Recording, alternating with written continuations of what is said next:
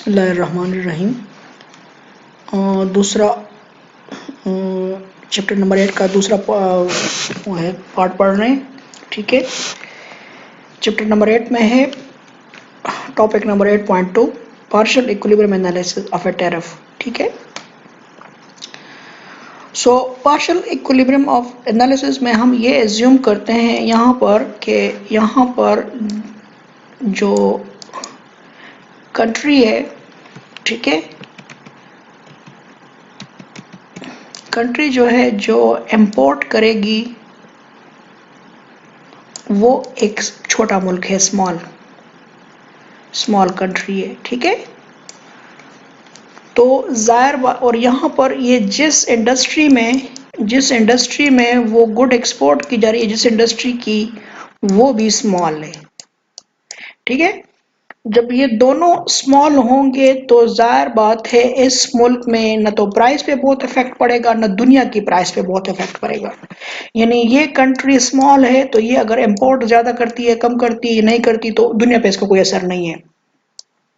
अगर अपने मुल्क में ये बहुत इंपोर्ट कर ले, इंपोर्ट कर ले, ना करे, थोड़ा करे, तो इसके प्राइस पे भी इतना असर पड़ता नहीं है। ठीक है, तो यहाँ पर हम देख रहे हैं the partial equilibrium analysis of a tariff is most appropriate when a small nation imposes a tariff on importing, ठीक है, imports competing with the output of a small domestic industry। तो एक तो यहाँ पर स्मॉल नेशन है, दूसरा small domestic industry है। ठीक है, जब ये दोनों बात, then the tariff will affect neither world prices, न दुनिया की प्राइसेस को अफेक्ट करेगी क्योंकि ये मुल्क छोटा है, न रेस्ट ऑफ द इकोनॉमी। अच्छा, रेस्ट ऑफ द इकोनॉमी को भी मुतासर नहीं कर, इस कमोडिटी की तो प्राइस कम हो जाएंगी लेकिन रेस्ट ऑफ द इकोनॉमी को ये अफेक्ट नहीं करेगा। ठीक है, अब इसमें partial equilibrium effect of A tariff. ठीक है, तो इसमें फर्स्ट जो है पार्शियल, इसमें मुख्तलिफ चीजें हैं। पार्शियल इक्विलिब्रियम एनालिसिस में बहुत सी बातें हैं, तो इसमें फर्स्ट जो है वो है partial equilibrium effect of A tariff. पहले तो इफेक्ट देखते हैं, क्या देखते हैं, इफेक्ट देखते हैं। Partial equilibrium effect of A tariff, tariff का इफेक्ट क्या आएगा। ठीक है, तो मैं आपको यहाँ पर डायग्राम ड्रा करके देता हूँ, फिर मैं आपको बताता हूँ कि क्या सिचुएशन है। ठीक है, अच्छा यहाँ देखिए, इधर यहाँ पर कंट्री है, लेट सपोज इन्होंने तो कंट्री बी लिया है या कंट्री 2 लिया है। ठीक है, कंट्री 2 लिया है, कोई भी मुल्क का नाम ले ले। ठीक है, उसका नाम 2 है, 1 है, जो भी है। तो उसमें एक्स कमोडिटी जो है, एक्स कमोडिटी, ठीक है, ये उसकी डिमांड है, demand for that particular commodity. ठीक है, जिस तरह डिमांड कर्व होती है, आम डिमांड कर्व है। ठीक है, सो एक्स एक्सिस पर हमने डिमांड ली, ठीक है, क्वांटिटी डिमांडेड, और वाई एक्सिस पे यहाँ पर प्राइस ले रही, डॉलर्स में है। ठीक है, इसी तरह एस एक्स जो है ये सप्लाई कर्व है, यानी प्रोडक्शन को जाहिर कर रही है कि प्रोडक्शन जितनी है, जिस प्राइस पे जितनी प्रोडक्शन बिक रही है। ठीक है, तो ये सप्लाई कर्व है। ठीक है, अब नो ट्रेड, अगर जो नो ट्रेड अगर हो, कोई ट्रेड ना हो, ठीक है, नो ट्रेड, कोई ट्रेड नहीं है, जब नो ट्रेड हो तो नो ट्रेड में डिमांड और सप्लाई ई पॉइंट पे एक दूसरे को काट लेते हैं। देखें इधर ई पॉइंट पे। ठीक है, नो ट्रेड में क्या है, इक्विलिब्रियम किस पॉइंट पे है, ई पॉइंट पे इक्विलिब्रियम है, और जाहिर बात है 3 प्राइस हो गई और 30 जो है वो डिमांड और सप्लाई है। ठीक है, ये है नो ट्रेड में क्लोज्ड इकोनॉमी जो हो गई, इसको हम क्लोज्ड इकोनॉमी कहते हैं, और क्लोज्ड इकोनॉमी में ये नो ट्रेड में ये सूरत हाल है। ओके, अब हम सपोज करते हैं कि फ्री ट्रेड है। क्या है, फ्री ट्रेड, फ्री ट्रेड आ गई। ठीक है, जब फ्री ट्रेड है तो फ्री ट्रेड में, ओके, फ्री ट्रेड में जो वर्ल्ड में ये चीज है, ये चूंकि यहाँ पर इस मुल्क में महंगी बन रही है, वर्ल्ड में ये चीज अवेलेबल है और सस्ती अवेलेबल है। वर्ल्ड में इसकी प्राइस 1 रुपी है। कितनी है, 1 रुपी, और 1 रुपी है। और यहाँ पर उसकी सप्लाई कर्व जो है, सप्लाई कर्व जो वर्ल्ड के लिए सप्लाई कर्व, जो इस मुल्क के लिए, चूंकि वर्ल्ड में ये चीज ज्यादा है, तो यहाँ पर इसकी जो सप्लाई कर्व है ये बिल्कुल बिल्कुल हॉरिजॉन्टल टू एक्स एक्सिस, इसको हम कहते हैं इनफाइनाइट इलास्टिक।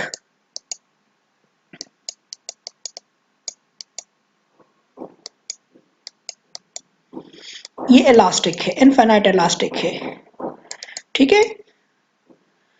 ओके, तो यहां पर ये सप्लाई कर्व है और इसको हम एस एफ कर्व कहते हैं, एस एफ, ठीक है, एस एफ कर्व हो गई।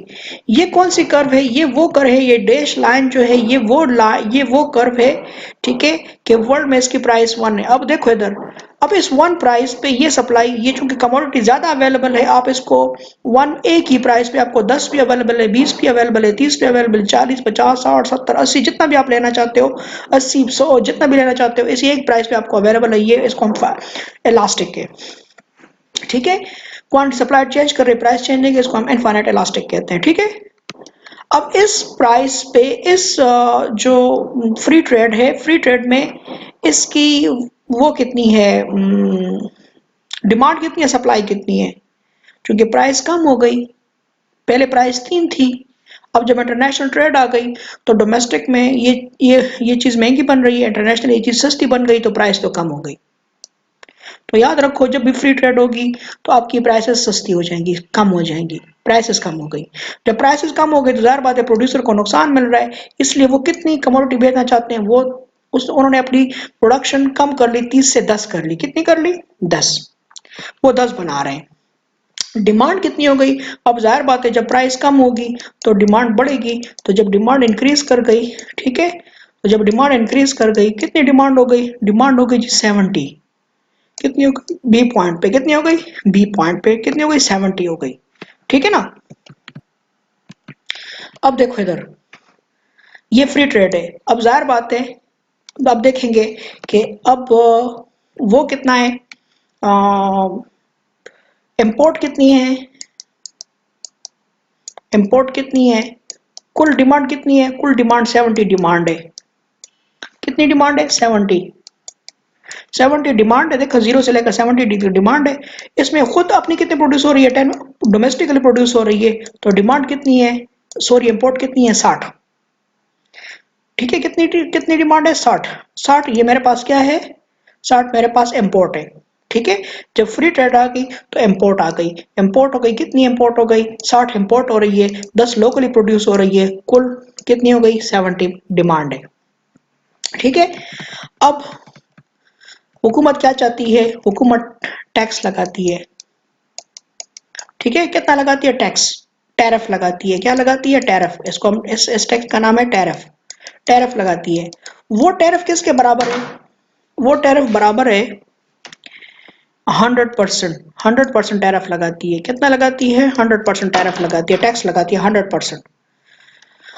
और ये टैरिफ किस पे लगा रही है, जब आपकी ये इंपोर्टेड गुड पे टैरिफ लगा रही है, किस पे लगा रही है, इंपोर्टेड गुड पे, याद रखो, इंपोर्टेड गुड पे टैरिफ लगा रही है, इंपोर्टेड गुड पे। तो इंपोर्टेड गुड पे जब 1 रुपए पहले है तो 100% की क्या होगी, प्राइस क्या हो जाएगी, 2, तो आपकी ये वाली लाइन जो है ना, सप्लाई कर्व, ये बढ़ गई, ऊपर चली गई, ये टैक्स लगा लिया, ठीक है, तो ये आप लोगों की सप्लाई कर्व ऊपर चली जाएगी, और ये फिर भी क्या है, हाँ, इनफाइनाइट इलास्टिक है, ठीक है, ये ऊपर चली गई, ठीक है, तो ये S F plus T curve हो गई, S F plus T curve हो गई, ठीक है। अब देखते हैं कि इंपोर्ट एक्सपोर्ट पे क्या असर पड़ा, ठीक है, इसका इफेक्ट क्या है, टैरिफ का इफेक्ट क्या है, देखते हैं टैरिफ का इफेक्ट क्या है, इफेक्ट देखते हैं टैरिफ का। तो टैरिफ का इफेक्ट देख लें इधर, जाहिर बात है डोमेस्टिक कमोडिटी के लिए प्राइस बढ़ गई, तो जब 1 रुपए था इसकी इंटरनेशनल प्राइस, और 1 रुपया या $1 उस पर टैक्स लगा, तो ये मुल्क में ये कमोडिटी कितने की बिकेगी, $2 की बिकेगी। जब $2 की बिकेगी तो डोमेस्टिक प्रोडक्ट भी $2 का भी बिकेगा, जाहिर बात है, डोमेस्टिक कमोडिटी कितने की बिकेगी, वो भी $2 की बिकेगी, तो जब $2 की बिकेगी तो सप्लाई बढ़ जाएगी, ठीक है, सप्लाई कितनी हो गई, 20, अपने मुल्क में डोमेस्टिक सप्लाई कितनी हो गई, 20, डिमांड अभी कितनी हो गई, डिमांड जी हो गई यहाँ पर कितनी हो गई, 50, ठीक है, डिमांड कितनी है, 50। अब इंपोर्ट कितने होंगे, इंपोर्ट जी आपके होंगे, इंपोर्ट कितने होंगे, इंपोर्ट अभी कितने होंगे, इंपोर्ट जाहिर बात है 50 टोटल है, 20 डोमेस्टिक प्रोड्यूस हो रही है, तो कितने इंपोर्ट होंगे, 30, ठीक है।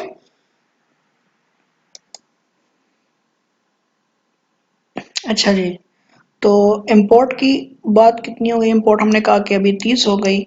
तो अगर आप इसको पॉइंट से देखें तो पॉइंट में अभी कितनी इंपोर्ट है, जे एच इंपोर्ट हो गई, कितनी हो गई, जे एच। ठीक है, बिफोर टैरिफ कितनी इंपोर्ट थी, सी बी इंपोर्ट्स थी, कितनी इंपोर्ट थी, सी बी इंपोर्ट्स थी।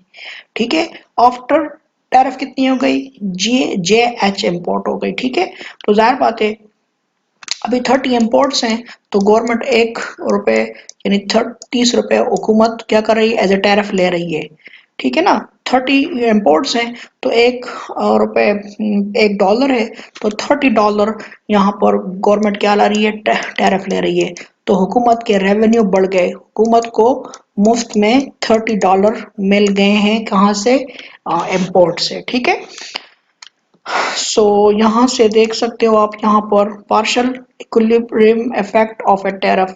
ठीक है, तो यहाँ पर हमने ये चीज पढ़ ली। ठीक है, नेक्स्ट हम इसका पार्ट पढ़ेंगे इंशाल्लाह, effect of A tariff on consumer and producer surplus. ठीक है, नेक्स्ट वीडियो में ये पढ़ते हैं।